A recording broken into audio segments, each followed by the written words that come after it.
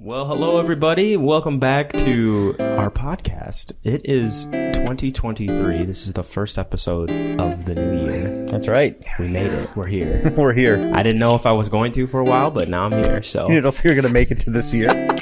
you never know, man. You just, Well, that's true. I never know. I'll get, you get raptured or. I didn't have any doubts about it, but I guess you're right.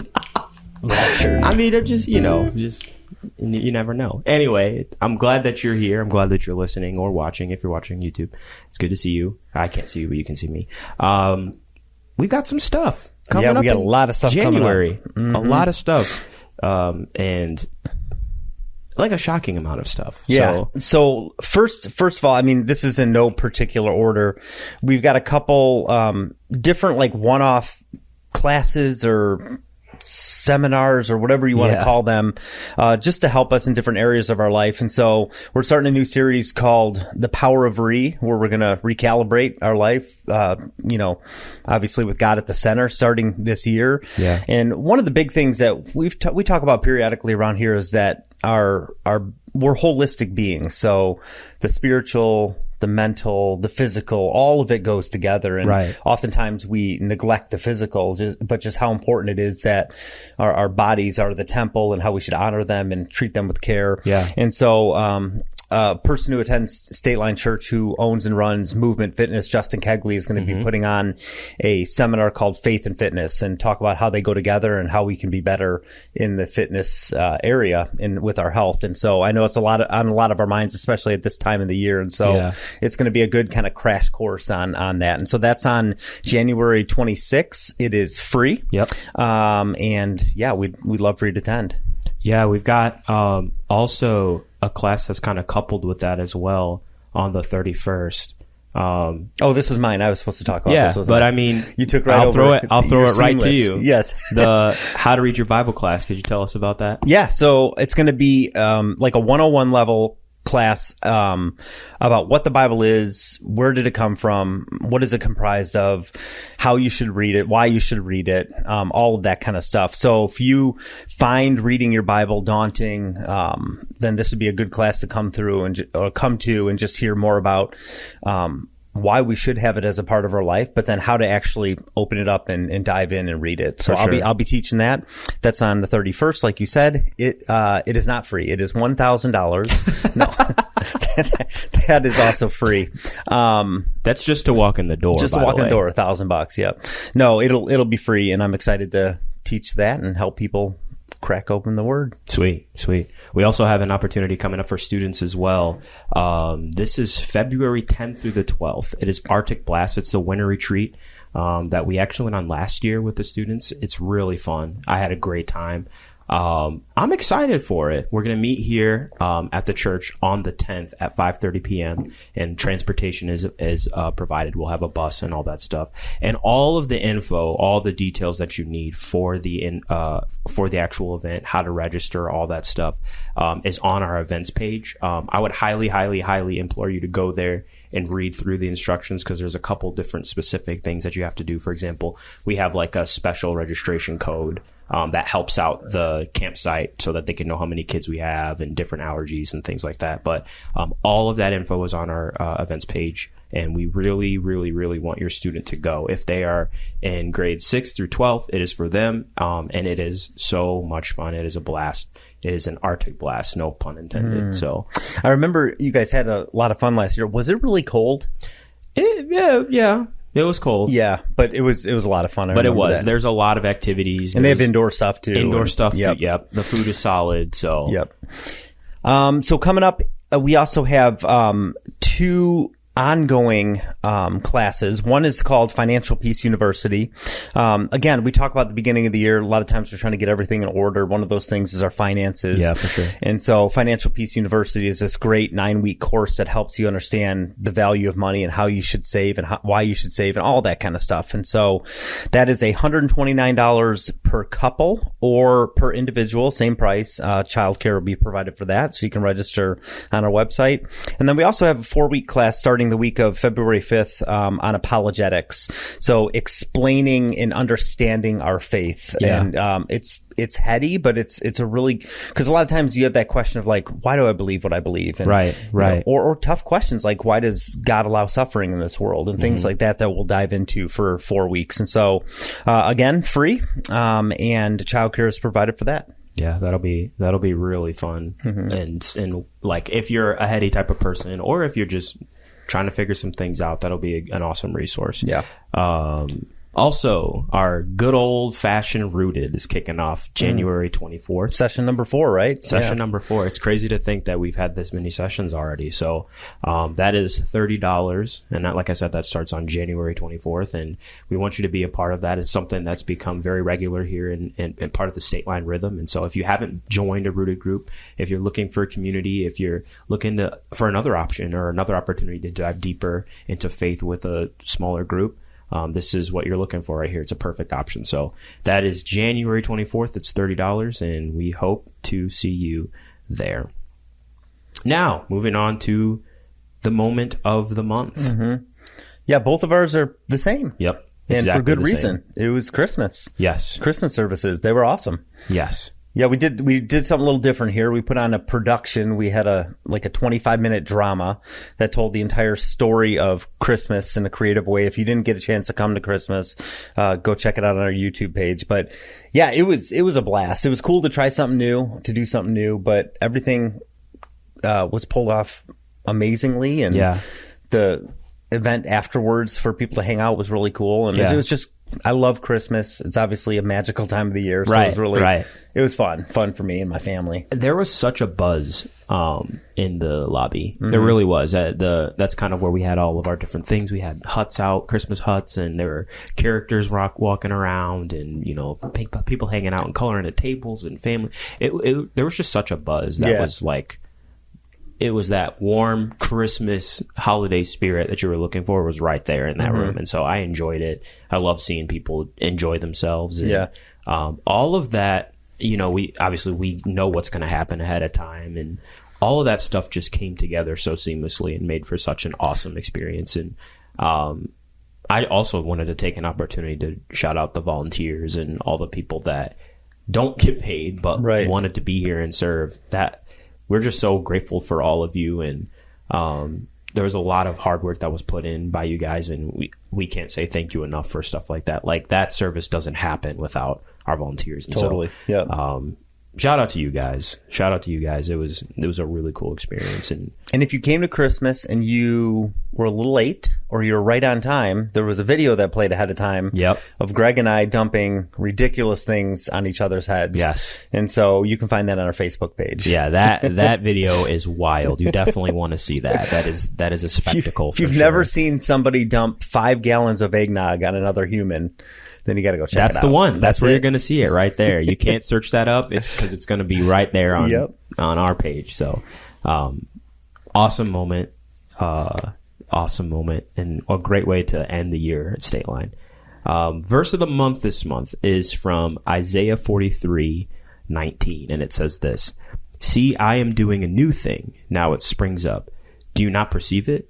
I am making a way in the wilderness and streams in the wasteland." This is God speaking through Isaiah to the people of Israel.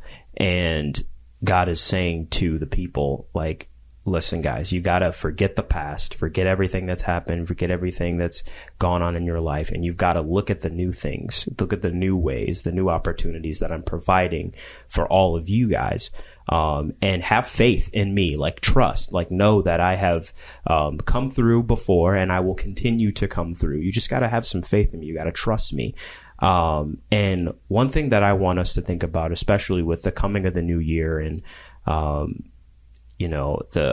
new year, that could be daunting for you. That could be exciting. But one thing that I want us to think about as a community is what new thing is God doing in your life? I think it's easy to get caught up in the rigmarole and the chaos of everything being new and, you're excited about planning goals and trying this thing and going to this new gym and doing this new thing. But I think it's important for us to stay centered and stay grounded and think about what are some new things that God is doing in our lives? Like, what are some new opportunities that God is bringing? And I think it just will give us an opportunity to be grateful, but also stay grounded. And so that's kind of that's what I was thinking about. And I really wanted to share that for our community, because it's something that a reminder that I needed, that like, yeah, God did some great stuff last year. And, you know, there was some really hard stuff, some tough stuff that happened last year. But I also am excited to look forward to what God is doing that is new in my life coming up this year. So, yeah, I think it's something that's important too is he has to ask them, like, do you not perceive it? Do you not see it? Yeah. And I think it's because sometimes we tend to like focus on maybe the negative or the trials. And he says, away in the wilderness, away in the trials, streams in the wasteland, streams in the things that are really tough. And we stare at those things, we dwell on those things, and God's saying, keep your chin up, look to me. Yeah. And understand, like, you can see it if you're looking to me. Right. And so the more we fix our eyes on God, the more we fix our eyes on Jesus, the more we're able to see the way in the wilderness and the streams in the wasteland, and not just look at the trials right in front of us. Yeah. It's so true. And that's part of the reason why I'm excited for the new series coming up, because it gives us an opportunity to refocus, to recalibrate, to think about the ways that we process things, to think about how we live our lives, and to recenter them, you know, think about the things of God, and think about like what God is doing in our life, and how God is going to make a way, and how God will provide, and how we need God's help. And so that was the verse of the month, and I thought that could be helpful for somebody. Yeah, so it's really good. And now for everybody's favorite part of the podcast, right? Mine. Greg's moment of the month. But we're going to put a little bit of spin on it. We're going to go for Greg's moment of the year, which is kind of just a collaboration of Greg's takes throughout the year. Yes. On what? So mine in particular, and Tyler echoed this sentiment, were pretty much all of his horrendous sports takes that gave me so much joy and much laughter throughout this year. So I'll name three in particular because there were a lot. The first one was that he made a comment about losers, not losers, like people who do the luge in the sport of luge. And he basically chopped them up as non-athletes and said that he could do it if you gave him, like, what was it, like 2 weeks or something like that? No, it might have been like 3 months, but he could train for 3 months, he said, and he could be an Olympic luger. An Olympic luger. He's like, they're just falling. Yeah. They're just falling fast.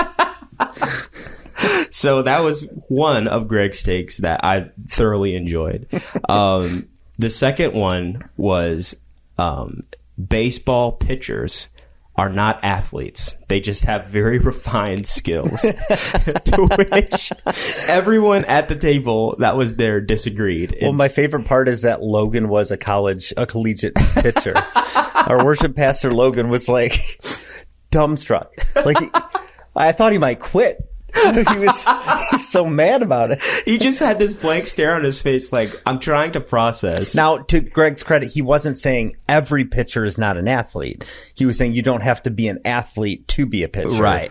You just have to have a refined skill. Just a refined skill. That's all you need. You need an arm that's in cannon, but you can pound beers and smoke a pack a day. And Rod Beck. Remember Rod Beck? No, I don't. R.I.P. That's not funny, but it is what it is. So it is what it is. So that was the second take that he had, and then soccer, right? Yes, the third Football. And probably my favorite is this was around the World Cup, and Greg talked about he had a couple hot takes on soccer, and he felt like as a whole he could make the sport of soccer better because it is boring, which I don't know if you know this, but soccer is the most popular sport in the entire world. In the world, yeah. Soccer's doing just fine. But Greg wants to improve on it. He thinks he can make it better. He should be the FIFA president, and he should be fixing up soccer and the entertainment value because it's not entertaining enough. So that was, and then to add to that, he also said, no soccer player should ever miss a free kick. No. Kinda. He said they should never miss the goal. Right. Because I was talking about, I was like, yeah, and one of the guys, the second kick, he missed it off to the left of the pole, and he was like, they should. I was like, they're not trying to just hit the goal. Right. Those people that are playing in the World Cup could hit the goal with nobody standing there 1,000 out of 1,000 times. Right. There's no doubt about it. But they're kicking as hard as they can, trying to hit like a 1 by 1 foot square window. A very particular to avoid space. a 6'6" goalie. So it's like... He was like, well, they got to hit the goal every time. I was like, well, okay. Yeah, he's like, they're professionals. That's what they do. Like, yes. It was funny. It was great. That was a great moment. So all of Greg's sports takes. Well, the maybe one of the best of all was that he said he could do Roger Goodell, the commissioner of the NFL's job right now. Oh, yes. He could step in and do that job. Yep. And maybe, now, Greg's a smart guy, but I feel like there's a lot that goes into that job. 100%. Mostly politics that I don't know that Greg would want to deal with. So Greg is right. He could do the job. Oh, yeah. Anyone could do the job. That's not true. Greg could, though. Could he do it well? Could he not get overwhelmed and annoyed by it is the big question. So are you saying then if Greg didn't get overwhelmed that he'd be a good commissioner? Good is subjective. Okay. The NFL might crumble. But he'd be good at making it crumble, though. So that's a point for you. So I think he's smart enough to do the job. I don't think he'd want to do the politics stuff. That's fair. There's way more politics probably in that. But it was just funny. He's like, I could do that right now. Oh, Greg, so matter of fact, but that's why we love him. Yeah, absolutely. Well, thank you so much for joining us. Let us know what your favorite Greg moment of the month was. Maybe you have one that we don't know or we missed. I'd be curious. I'd love to know. Let us know in the comments. Send us an email, whatever. Just let us know. We want to know. Thank you so much for joining us, and we will see you later. Bye-bye. Bye.